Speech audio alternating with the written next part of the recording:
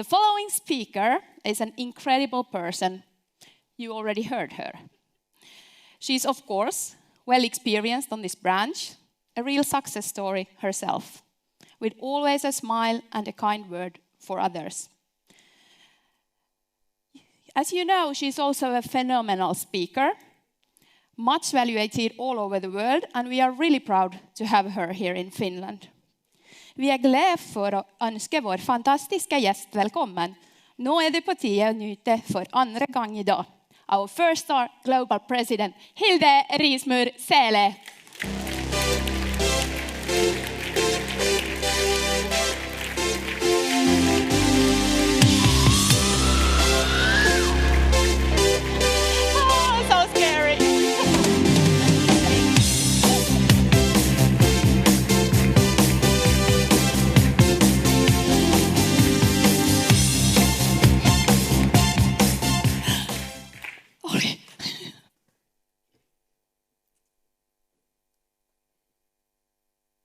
What limitation is holding you back? And how would your life improve if you rise above it? Now, this is one of the questions that I believe is one of the most important questions to get an answer to during this day. And I find that very often, if I'm going to pass a certain limitation in my life, it all starts with hunger.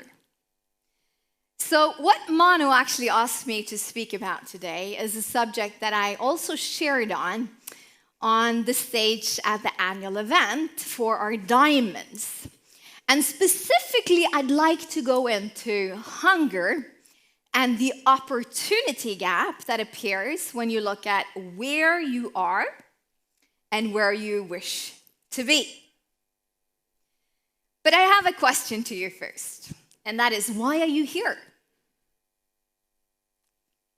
Obviously, I do know why you're in this room here today. You want to learn, you want to grow. But like on a deeper level, why are you here? What do you wish to accomplish through Zinzino?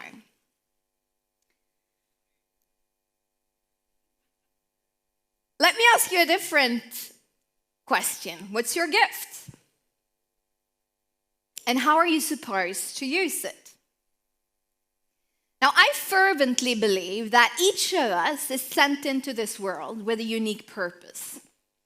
But more than that, I also do believe that we also have all of the talent that is needed to fulfill that specific purpose. But again, it takes courage to really search for it. And then you have to have the passion and determination and develop the belief in yourself to let it shine through. Now, we all have different targets, different things that we're aiming for, different things that we want to accomplish in life. And very often I feel that sometimes when we look at a target, we look at those big, bold, wide targets that is like far into the future. And even though I do believe that's important, I also do believe that there is a purpose behind each target on the way to reach that specific big thing. So while the target is what you wish to accomplish, the purpose is why you wish to accomplish it. And the better you are at clarifying both, the easier it is to actually find the motivation to do the work. Now, over the years, I've had multiple of conversations with people that I've been working with that find it, or maybe have been a little stressed that they haven't accomplished exactly what they wanted within a specific deadline. And I can say that I've been there many times. Sometimes people think that, well, you know, when you're at this or that level, it means that you've probably reached all of the deadlines. No, I can tell you, I've missed most deadlines. But I've moved the deadline and continued to strive toward it, work towards it, right? And I know that for myself, the better I am at painting the picture of why I want to accomplish that specific target, the more determined and persuasive I am to actually see that target run through. Now, a while back, more specifically last winter holiday, we have a winter holiday or something that we call the winter holiday in Norway, more like a sports holiday. We took the kids up to the mountains to ski, and we have a little chalet up in a small little village called Uvdal. It's about 2.5 hours from Oslo, and our cabin is like in the middle of the slope. And actually right outside, about like 100, 200 meters from our kitchen window, we have like floor-to-ceiling windows. We can look over the big jump.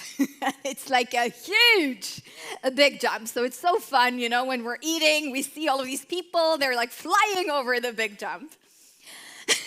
Anyway, our son Gabriel, he's now 8. He was 7 at the time. And he hasn't gotten that many hours out in the ski slope, but he's still gotten to the point, you know, where he feels that he's pretty comfortable at it, doing it, mastering it. And the challenge sometimes with Gabriel is that when he feels kind of good at something, he easily gets bored. So one day, we're out, him and I, we're skiing downhill. And then he comes first because his mama is coming a little slower after him, right? So he's kind of like waiting. And now next thing is kind of like the slope that is going towards the big jump. So he's waiting on me. And then finally when I get there, he's like, Mama, I think it's time now for me to try the big jump. Look at me, how good I am. Now, obviously, as his mama, I'm afraid that he's going to kill himself. As his coach, I tried to be very, very pedagogic. I'm like, good that you want to go on the big jump. I applaud that, Gabriel, but we probably need to have a little bit more hours on how to do the turns, the stops. You know, maybe you could find it challenging to go backwards. We can maybe try some smaller jumps before we try the big jump. Now, Gabriel, he's now in 3rd grade. And obviously, as his mom, it's my role to cheer for him. I find my son to be smart. But I do also know that if his sweet teacher starts to teach like 6th grade curriculum, she would totally lose him. Now, where am I going with this? Well, very often I feel that when I'm speaking with a lot of our partners, what's your goal? They either fall into one out of 2 categories. Either someone is very unspecific about their targets, haven't really clarified it yet, and because of that, it's difficult to really get the work done. Or often also a lot of people fall into the other category where you're so focused about that big, bold target. That huge target that you want to reach. You want to jump from silver all the way to crown in record time. And even though I do believe that it could be done, I also do believe that sometimes it's easier to take the stairs, to take one step at a time. And the trap very often to fall into could be this. That either you're so focused on that big, bold thing that you don't know what to do next. Or you get so caught up into the details of what to do now that you totally lose perspective on the big picture and why you actually started to do Zinzino in the first place. So when I look at myself, you know, we have this big, ambitious target of reaching 100 million customers. Now, do you believe that when I wake up in the morning, I'm like waking up with a big smile on my face thinking, wow, I'm so excited today to go to the 100 million customers. I can say that it excites me, but it doesn't necessarily give me the drive today. I'm just being honest with you. It excites me that that's the plan, that's the vision, that's our goal, that's what we want to do. But I also remember that I need some specific things that I need to work on today to have the drive to do what I need to do today. And I remember the same was also true when we set out to achieve the 1 million customer target in Zinzino. I think it was back in 2007. And, you know, I don't remember how many customers we were at that point, maybe like 7,000 or 10,000 or something. And obviously it was crazy. But then we had to define what we wanted to achieve now. And what gave us the drive was really when we looked at the 3 to 6 months target, the 1 to 2 year goals, where we saw and could feel and touch the difference in our lifestyle, in the money we would make, in the difference in our leaders' lifestyle. So why should you go executive? Why should you go diamond? Why should you go crown or black crown or even go all the way to president? What will it mean for you? How would you feel when you reach that level? How could you live? What car could you drive?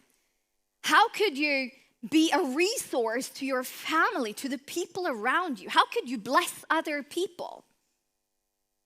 Now, when you know and you can identify that, it gives you something to fight for now.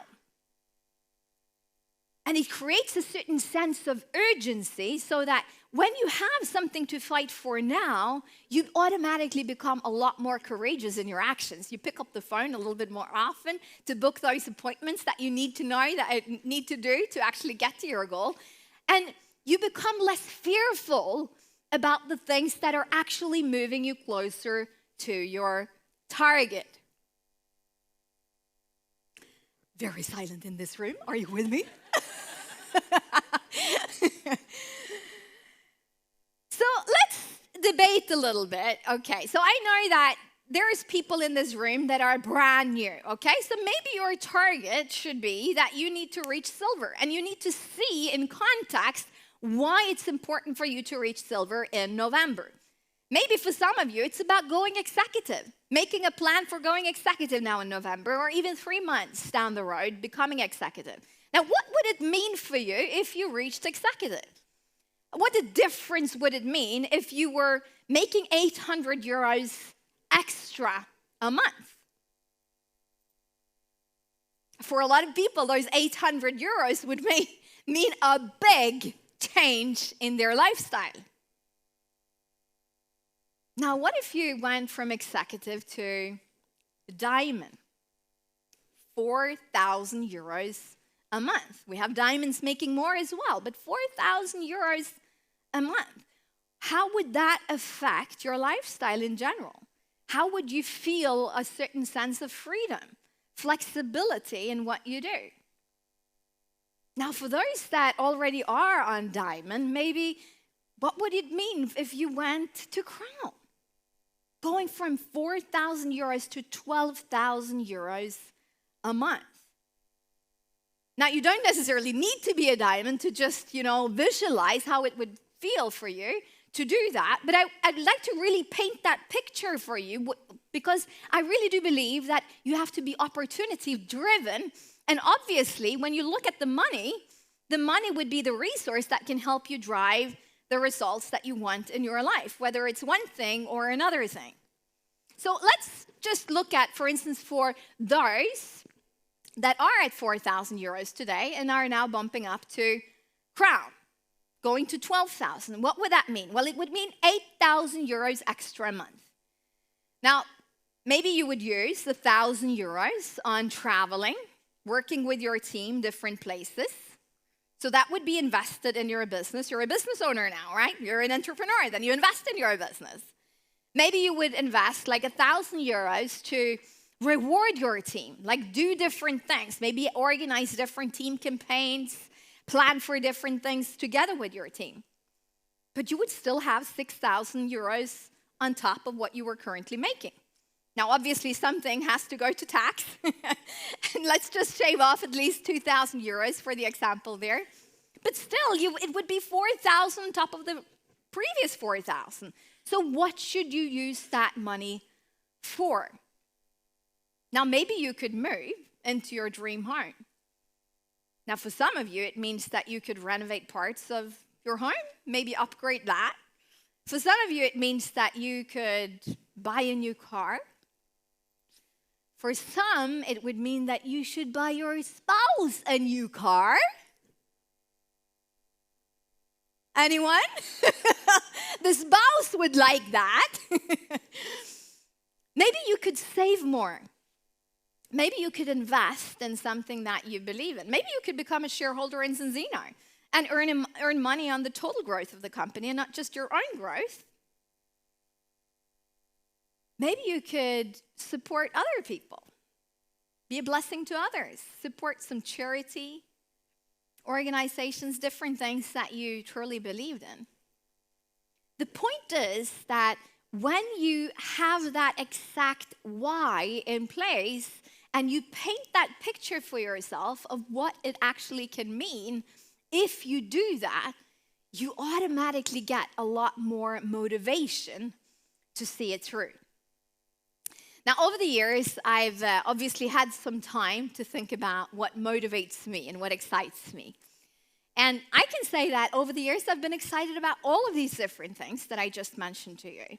And both Orion and myself, we have a big dream board of different things that we want to accomplish in life. But at core, if I really think about what motivates me on a deep, deep, deep level, it's to inspire change in people's life, and it's to make a difference. That's really, like, at core, what drives me. That's why I would go to Finland and speak on the stage, again and again and again. Also, if there wasn't any money involved, because it drives me. When I'm sitting in a presentation and I see the look in people's eyes when they understand that this can change their life, it drives me. I love it. I love to inspire change in people's life. When I know the stories about how our products is changing people's health, it just deep down inspires me. Now,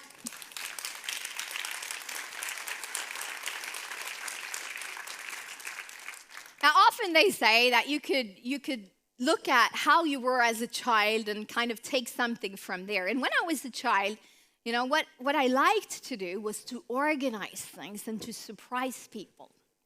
So I would be the one that would organize the doll theaters. I'm actually pretty good with doll theaters. You can entertain your kids, at least for 20 minutes. And then I would be the circus organizer. I would involve the whole kids in the streets. And obviously, I would be the circus director, and I would tell who to be the clown, who to be the acrobat, who to be the different things. And we would get, like, the whole street involved. And obviously, we would charge money in the door for people to enter in. Now, I didn't use those money on myself. I didn't share it either with the people being involved in the circus. Maybe that was not necessarily the best thing either. But what we usually did, or what I organized, was that we need to do this because we need to give this money away to charity. Usually it was children in need or something else that we truly believed in, or I believed in. So that was one of my core drivers. I wanted to make a difference. Now, when I moved to Oslo to study law, I didn't really have that much money to support people with, but I started to work in the soup kitchen. So for a season, I was the one making a lot of food boxes for people that had kind of ended up on a little bit of a different road in their life. And it was actually very interesting. It was a very interesting time for me because I got to speak with a lot of people that had been actually quite successful, but was not very successful any longer. And I also learned that it's a pretty fast way from top to bottom if you're not aware of the small choices you make every single day. Now, when I started to work with direct sales, and I hope you don't find me crazy for telling these things, but when I started to work with direct sales, I felt that sometimes those big targets that I had, further down the road, they were so far away. So I was kind of thinking, how can I make it more attractive for myself? So I would set goals for myself. I would say, when I sign up 5 people, I'm going to go to the cash machine and I'm going to take out 100 euros. And then I'm going to walk the streets of Oslo. I sound a little crazy now. I know that. I'm going to walk the streets of Oslo and I'm going to find someone that I feel need these 100 euros. And I'm going to go to that person and I'm going to give it. Okay? And it was so many fascinating, I did this a lot, and it was purely selfish, I just felt it was fun, And it wasn't necessarily so that I gave it to a random person sitting begging for money on the street.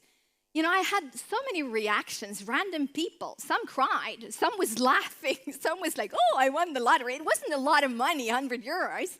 At one point, I felt that there was this guy. He was like very sharp in a suit. And I just felt strongly, I'm going to give it to this man. So I walk over. I'm probably a little crazy, but, I just feel very strongly that I need to just give you 100 euros. I don't know if it means something for you. He started to cry. He had been praying for a miracle. He said, I think this is my miracle. I think this is, something that, I thank you so much for this. Now, at one point, I had been working a while for a specific goal. And I think it was like similar to director, income-wise in Zinzino. And I had decided when I reach this specific target, I'm going to do something for someone, okay? I didn't know whom, but then I reached this target, and at one point, I'm finding myself in a short presentation for a guy. I think his name was Jørgen, had a wife named Solveig, and he was like, it wasn't my contact, it was a contact through a contact, and we were... it was just, he was a missionary, and he was also building children's homes in Bolivia, and had been doing this for a while, And I just really strongly felt I need to do something for this man and this couple, This couple is blessing so many people. So we scheduled the second look. He's interested in the business. And basically what I figured out when I was kind of interviewing him, asking him a lot of questions, I figured out that they have been now married. They're about to celebrate their 20th or 25th wedding anniversary. And they had never gone on a honeymoon. So I go home and I'm thinking about it. I really felt strongly to do something for this couple. So I basically go to the second look and I'm opening up the second look like this. How would you feel about going on a very late honeymoon to Hawaii? His jaw dropped to the floor. He's like, are you kidding me? But I ended up buying him and his wife, a round trip to Hawaii. I even sent them to a leadership conference in Hawaii because I thought they really need to work on their thinking, if they're going to continue the work that they're doing. Now, they had a really nice time in Hawaii. I think they paid for 7 extra days for themselves as well. I could only afford the first 7. But I got a lot from it. Why? Because it's one of my passions. Now, it sounds like I'm the gal now throwing money all around me. I'm not, okay? I'm actually quite... I'm not the big spender. If you ask my husband, if you're going to place your money safely on someone's account, you can place it on my account, okay? Because I'm not the big spender. But this is one of the things that really, on a deep level, drives me. Now, at one point, and I think that one of the things that happened that really got that to me was that I was at a seminar, actually in Hawaii. And suddenly one of the hosts came up on stage and he said the following. In the break now, there was a man that gave 100,000 euros to this organization. Now, did you get that? In the break now, there was a guy that volunteered and gave 100,000 euros to this organization. I was like, I want to be that someone. I want to be that someone. I wasn't the one doing it, but that was what I was thinking. I want to be that someone. Now, when you know what drives you, it's like a flame in your belly that you can't shut off. Now, it doesn't matter what drives you, whether it's this or that. I know that there is a lot of people in this room here that thrives on traveling. You love to travel. Maybe there is people in this room that loves cars. Like one of the leaders that I was speaking about earlier in my talk, Peter, he loves cars. Like it's like if he's going to work for a target, just dangle an engine right in front of his nose. He's going to run like crazy to get it, right? I like cars too, but not on that level. The point is that when you know, maybe it is to travel, maybe it is to upgrade your living condition, maybe it is to upgrade people around you's living condition, maybe it's to support your parents or your children. Now, for a long time, my biggest drive was to help my mom. So at one point in my 20s, I bought her a car. It wasn't a very nice car, but it got her from A to B, and it made her life a lot easier. Now, at one point, I had the opportunity to buy her dream car. So happy. Last year, I bought her an apartment. It costed me 400,000 euros. I'm just trying to break your mind barrier here around money. It costed me that. But, she needed a new apartment. It's seafront, has floor-to-ceiling windows, beautiful. She can just go into her living room, kitchen, drink and sip her morning coffee as she's like watching the spectacular nature around her. Obviously so happy, but I'm happy that I have the chance to do that. Remember, I started living in a dorm. I had to borrow the money for my starter kit. That was where I started. Basically mean that you can do exactly the same. Are you getting something?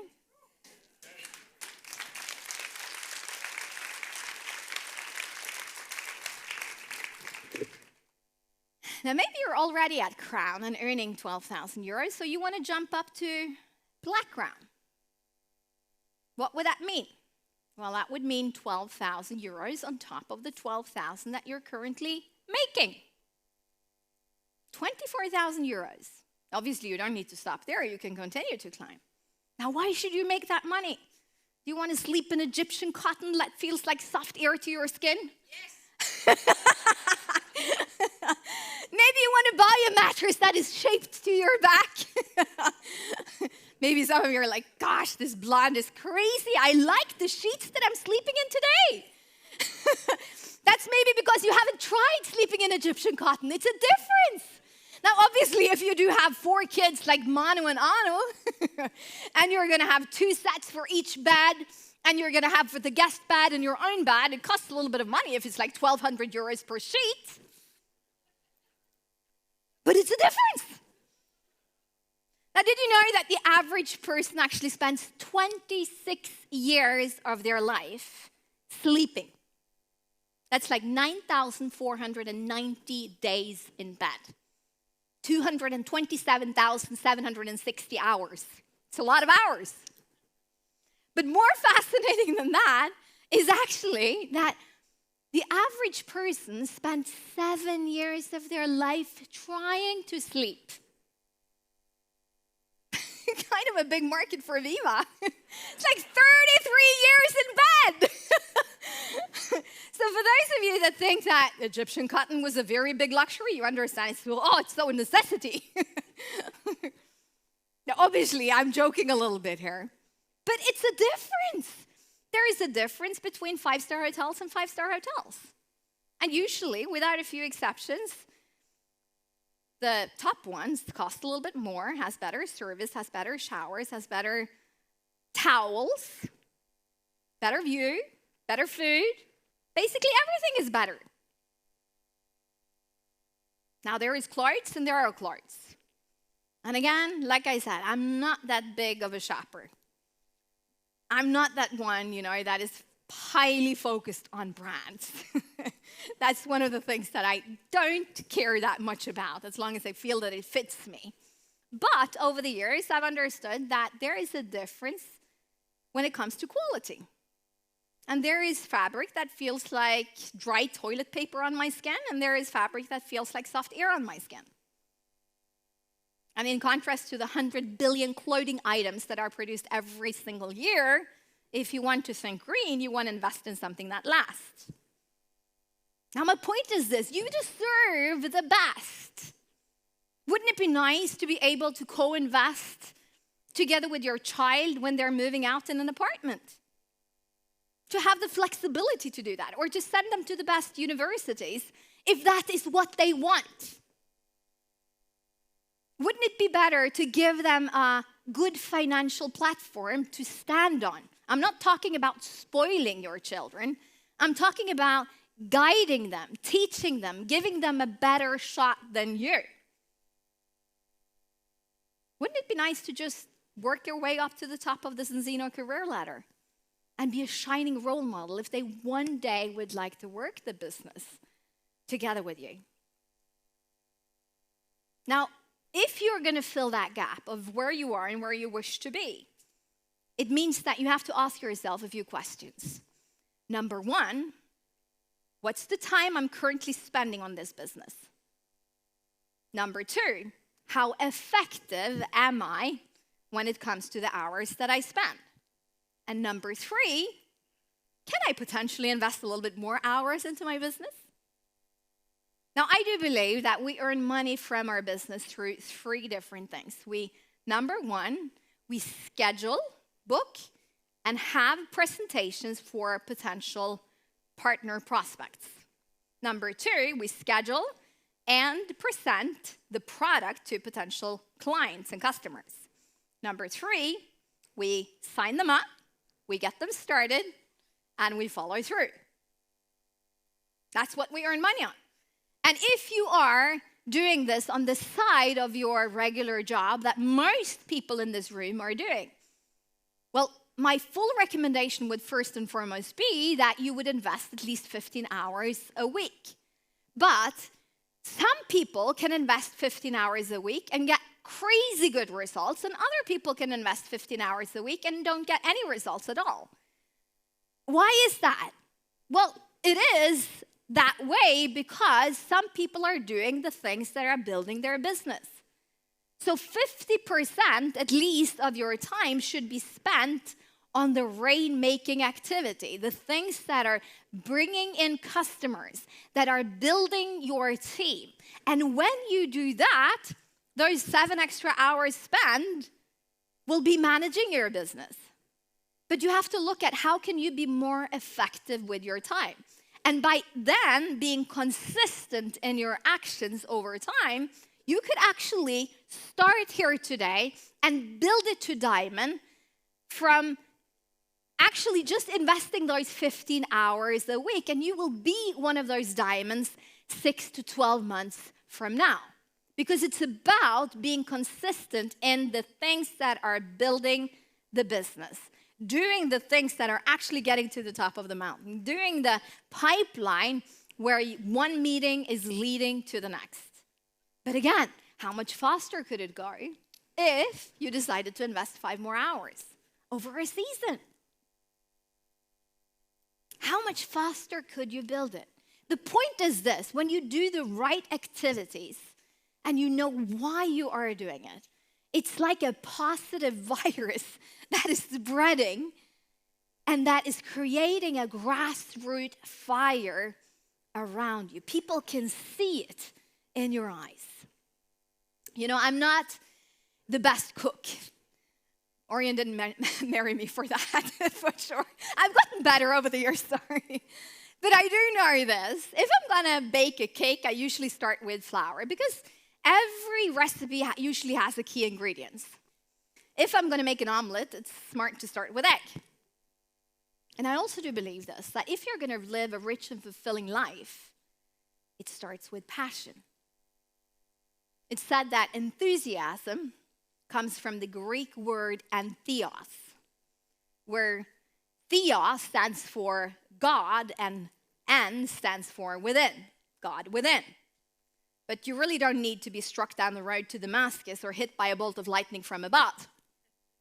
You just need to find out, what do you want and why do you want that? It's like basically being in a public place and suddenly realizing, I desperately need to go to the bathroom. Now, even though it's a very long line, you don't need to say anything. People can see it in your eyes. They will just let you through. And all of life is really like that. When you know what you want and why you want it, people will let you through. you will have a different urgency. You will have a different focus. And I do believe that when it all comes down to that, it boils down to this.